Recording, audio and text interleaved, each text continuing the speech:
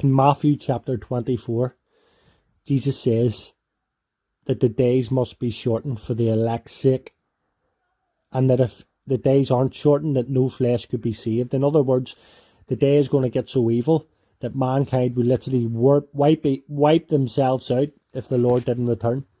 And what we are watching unfolding with the rise of artificial intelligence is mankind literally about to wipe mankind out. There's two outcomes that even those that create this technology say. Either mankind merges with machine, or machine takes over from mankind. Friends, watch this clip coming up, this newspaper report interviewing people within that industry, and they are terrified about the rise of this technology and the dangers that come with it. Daniel chapter 12 tells us that in the last days, people will travel to and fro, and knowledge will increase. And knowledge is increasing at a level that even those that are creating technology are terrified, and so they should be. Jesus is coming.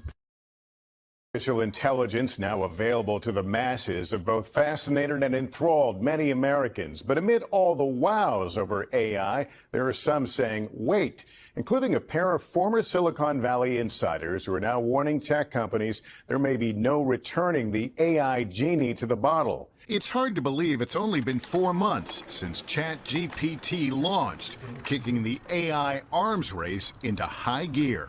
That was like firing the starting gun. That now all the other companies said, well, if we don't also deploy, we're going to lose the race to Microsoft. Tristan Harris is Google's former design ethicist. He co-founded the Center for Humane Technology with Asa Raskin. Both see in AI welcome possibilities. What we want is AI that enriches our lives, that is helping us cure cancer, that is helping us find climate solutions.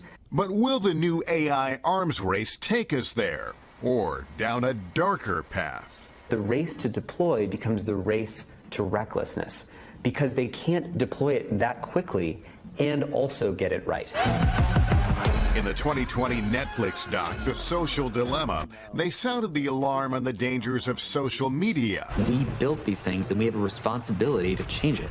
But tonight, they have an even more dire warning about ignoring the perils of artificial intelligence.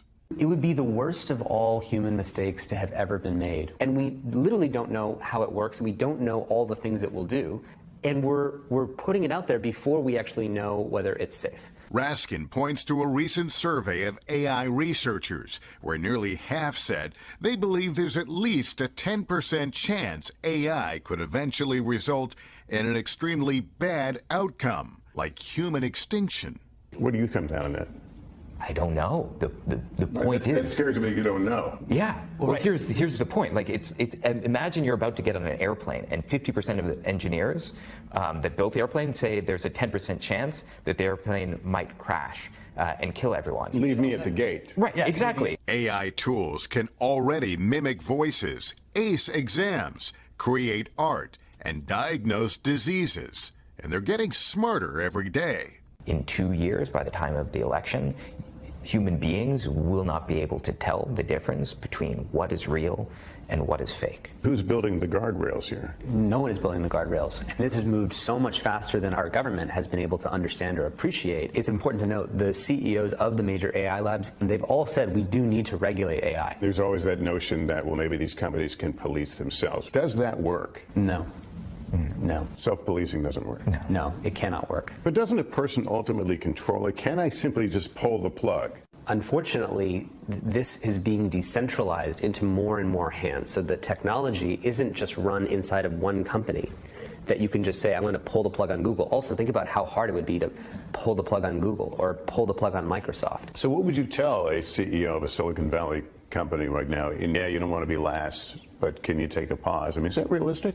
You're right. It's not realistic to ask one company. What we need to do is get those companies have to come together in a constructive, positive dialogue about, think of it like, the nuclear test ban treaty, right?